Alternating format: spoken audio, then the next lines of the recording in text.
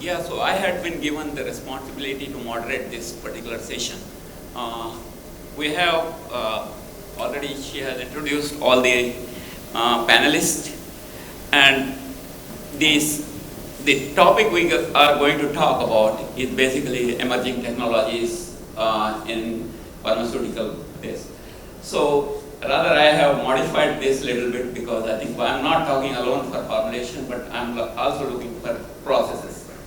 So I think it will be a diversified session because it is a very wide subject matter, and every one of us, we will be talking on giving a brief introduction into what is the technology we are going to talk about or methodology we are going to talk about.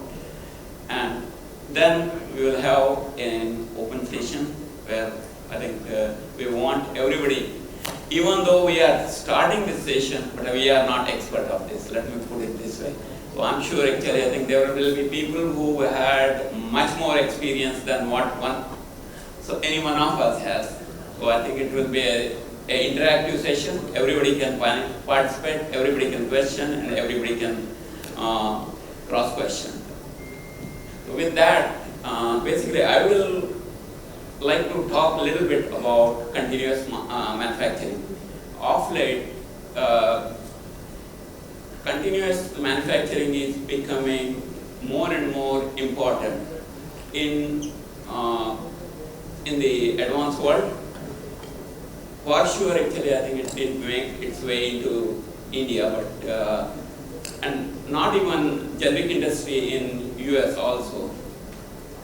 It is still because the dilemma remains is we are used to batch manufacturing, where the reason is I think most of us are basically multi-product companies, where I think the sale volumes will be very less, and how we apply this continuous manufacturing. So that dilemma still remains, but just to give something about what continuous manufacturing is basically I think we are trying to eliminate all unit operation in sequential fashion. Instead, all unit operations are put into a continuous operation. So basically right now batches to be manufactured, we have to dispense all the ingredients, then you go to granulation process, you make the granulation out of it, drying, compression, coating, and packaging. So in this case, basically you start with all powder component, and the gravimetric dispensing devices are used to dispense the product continuously in a certain proportion, and it goes into a continuous granulation process. From there, it is dried using, and these techniques are evolving, and I think to some extent they are already expertised it. And from there, so we are starting at powder and ending with the end product. And so what is the advantage of this? Basically, continuous manufacturing reduces your time, significant time. Usually when we are manufacturing batch operation, every stage of the manufacturing process, we have to go, wait for analysis, do things like that. And that takes days time. Actually, I finish blending, I have to do blending uniformity, I have to do assay, wait for 1 day, then result comes, then we batch moves little further, we compress, 4 tablets get analyzed, then again we go to coating stage. So these are really waste of time. Instead, suppose you have continuous manufacturing and real-time release testing, then I think you can compress the manufacturing process to a very short time. And FDA is encouraging this. FDA is asking companies to get into that so that this new technology can be emerged. Right now, Pfizer, Merck, some of these big pharmas, they already started for their campaign products, which has huge volumes. So I think it is easier to implement there. There were various technologies. There are few vendors who are already giving an integrated lines, something like GEA. And then what they use actually, how they do a continuous process and real-time release. Basically all new technology, analytical techniques being used like NIR, so that the product gets analyzed every stage. So the quality is built into the product itself. It is not that you have to do analysis at the end of it. At every stage, because of this inline analytical tools, we can control the quality to the end of it. So basically, I think this is the emerging technology, and I think it can be of very much interest to every one of us who are sitting here.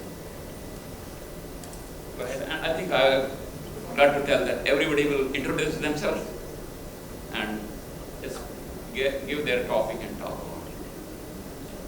Thank you, Dr. Ramesh. Thank you, Express Pharma and Ideal Cures for having me here. Well, Dr. Ramesh talked about continuous manufacturing. Dr. Girish Jain before that talked about a very broad overview of complex generics. So I will take this thing one step forward and would like to talk in my opening remark about certain advancements which has happened in the last few years, especially in the area of innovator-driven drug delivery advancements. But then with we having a big pool of generic industry in India, obviously we would be looking at some of these innovations much more closely in the coming years to build our own generic products around that. So one that comes to my mind is Aprecia Pharmaceutical's approval for a 3D printed levetiracetam in 2015. Now that was a big movement as far as innovation was considered, because a powder liquid printing is what they achieved for a drug administered at a dose of even 1000 milligram per tab, right? But then they were very intelligent in identifying the application for that. They didn't look at any molecule for any application. They developed what is it called JIP tab technology, which is basically a mouth melt technology. So for mouth melt, a powder and liquid form printed with very minimal excipient probably makes sense. So now probably in the years to come, this 3D printing technology probably will pick up for very specific, very niche applications. And obviously, to me, it has a very big potential. Obviously, the scariest part is what Dr. Ramesh talked about, the manufacturing part of it, because having a compliant manufacturing facility is a challenge for that. So, and they have their own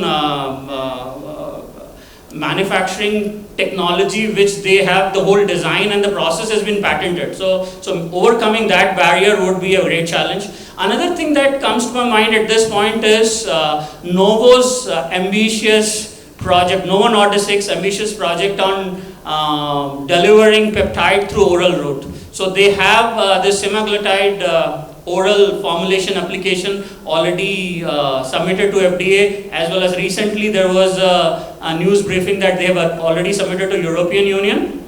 So in a year's time, definitely an orally delivered peptide is going to be a reality, because the clinical trial results that they have published are huge.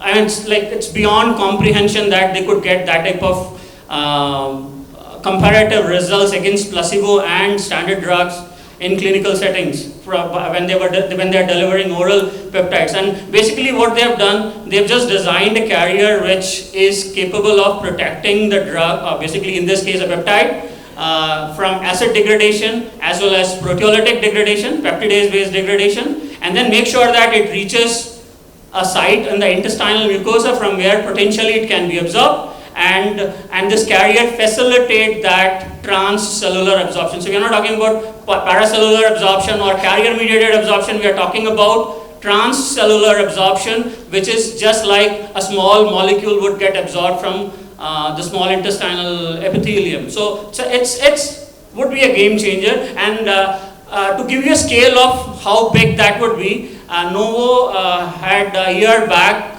in their annual report published that they are investing $2 billion in just developing the manufacturing facility for this one product, the API and the formulation. So when a company is investing just $2 billion in the manufacturing facility, you can imagine the type of market valuation that the product probably may have. So an auto-injector of semaglutide would be competing with an oral semaglutide which you can actually carry in a blister form. And in continuation, one more thought that comes to my mind is the recent partnership that Takeda got in with Engine Technologies. So they have a target that in next 3 to 4 years time, they are going to bring in what is it called a gene pill, a small siRNA or a small inhibitory RNA or a small oligo to be administered in a bioavailable fashion. So today the challenge with oligonucleotide delivery is that you want to target it, but then site targeting is what is being attempted, but then keeping it bioavailable at a systemically is a big challenge. So now that is something which is something on the horizon, and when Takeda is investing so much, we need to believe that there would be some substance in that MIT Takeda collaboration. Engine is an offshoot of one of the professors'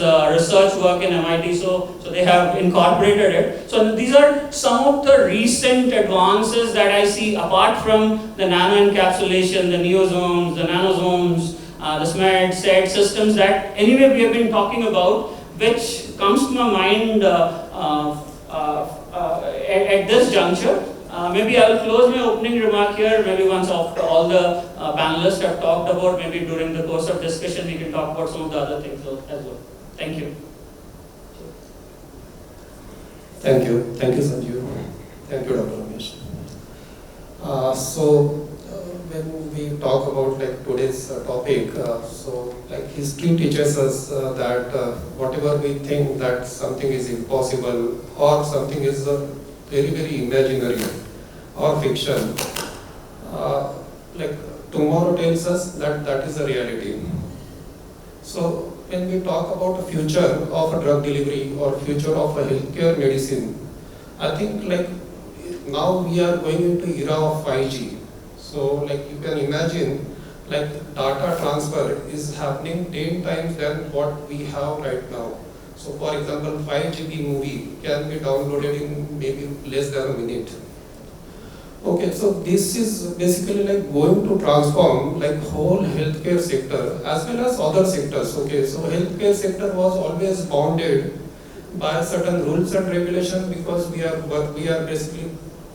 working for a noble cause, that is basically we are treating a patient and where life or death is basically in the hands of healthcare sector.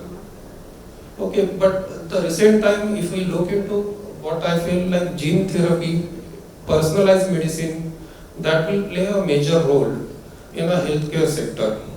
So last 7-8 years, it was basically biosimilar. So if we look into all blockbusters, except 2 or 3, those are all biosimilars, not biosimilar, monoclonal antibodies, okay, biological. So that was I think that is a era, and maybe that will end, and next era will be a personalized medicine. So when we talk about personalized medicine, there are various things, okay, but one thing gene therapy, I think that will take a major role when we talk about personalized medicine. So recent, you might have seen that Zolgensma, which got approval. Before that, there were 3-4 products, I think Laxturna and some Kyria or something. These are basically gene therapy where it is basically viral delivery, where the healthy genome is basically loaded on a virus, and the faulty genome, which is basically replaced with that healthy genome.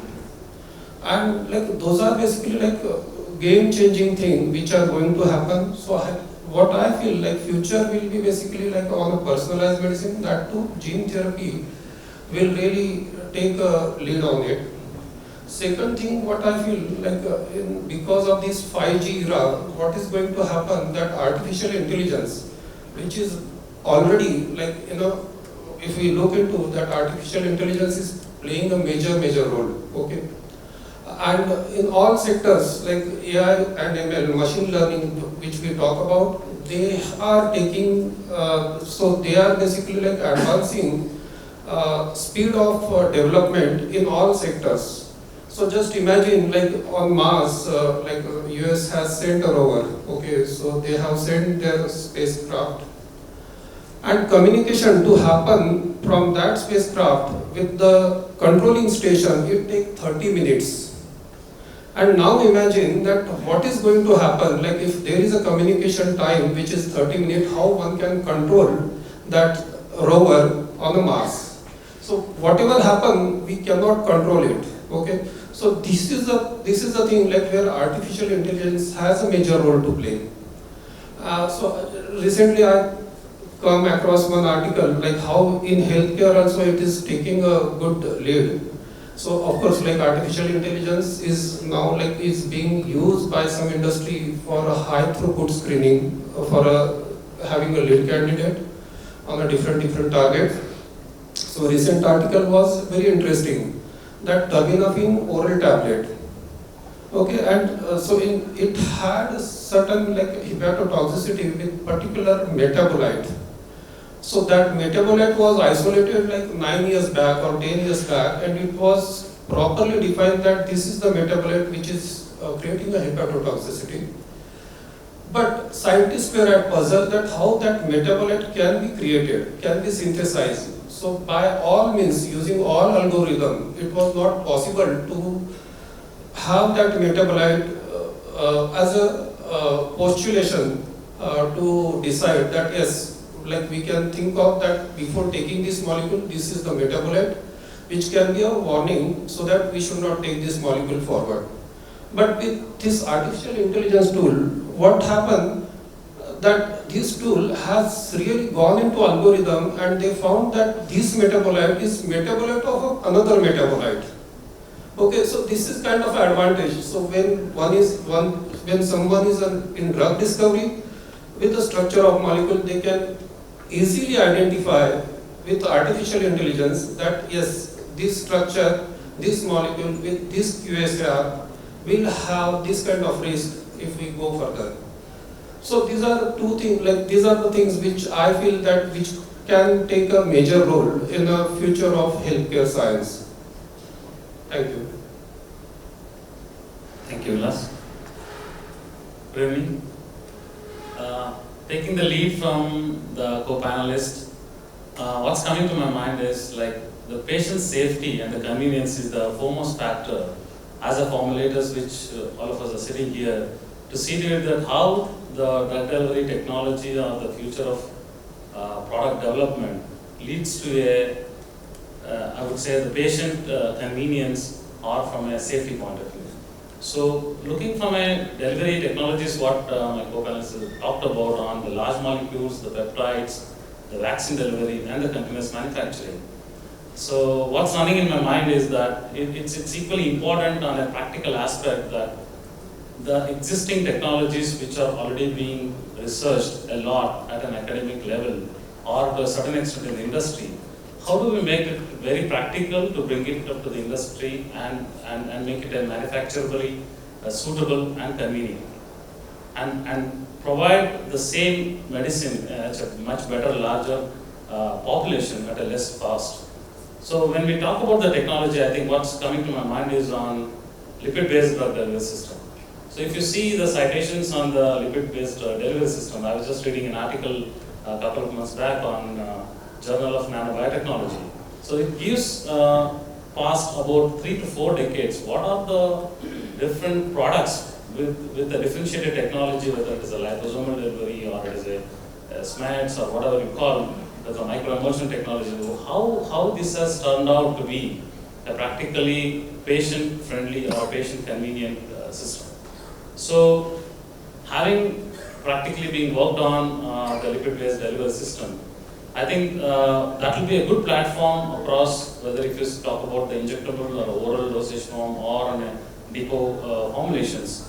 I think this is something where you can use it for reducing the side effects. You can reduce the dose, which can eventually lead to the reduction in the side effects. It could be a targeted delivery. Like if you see the last 2018 data on which are the top 10 molecules, if you see 7 are maps. So that shows that these peptide or large molecule delivery are gaining a lot of importance, and these especially in the area of oncology. So it becomes all the more important for us to understand and better technologies can be adopted, how best we can deliver, because these all oncology products, you know, the more than a therapeutic efficacy is more on a side effect where the patient dies.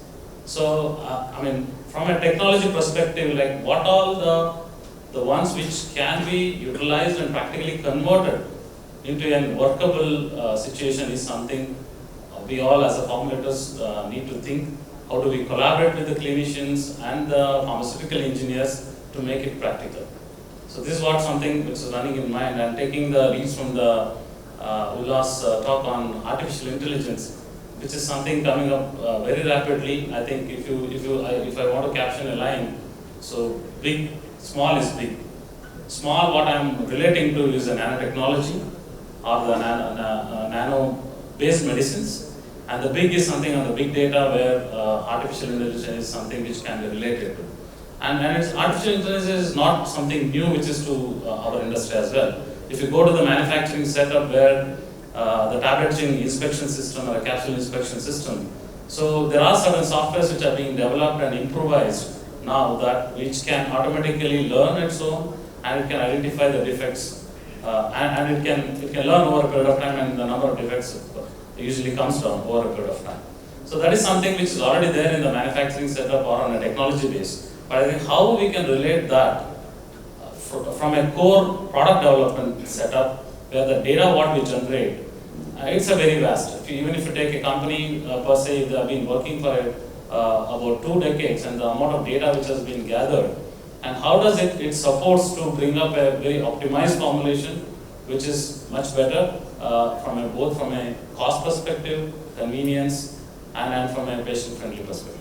So this is something which is a very, very important and a very subject which is not understood well across the industry, not only in the pharmaceuticals, it's across all. Everybody is trying to understand what is artificial intelligence, and there is very limited population which knows about it in a thorough knowledge. I think we should keep thinking in that direction to see that how we apply these things of our pharmaceutical development aspect into more a data based or the artificial intelligence based data generation, so that it can support the company and the whole of the industry. So I just want to not to be very theoretical, but I would like to tell about the lipid based delivery which I was talked about.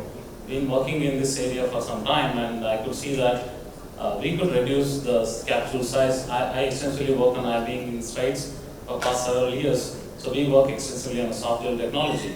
And my experience is that we can make wonders. We can entrap the drug in a much better way, and create such platforms wherein you can deliver a drug which is a high dose drug at a very small capsule size or a tablet size, which can lead to a very patient convenient situation. And also, since there could be also a possibility of the dose reduction, which can lead to a patient safety from a less side effect one. So this is what was running in my mind. I thought I will have a good discussion. I hope.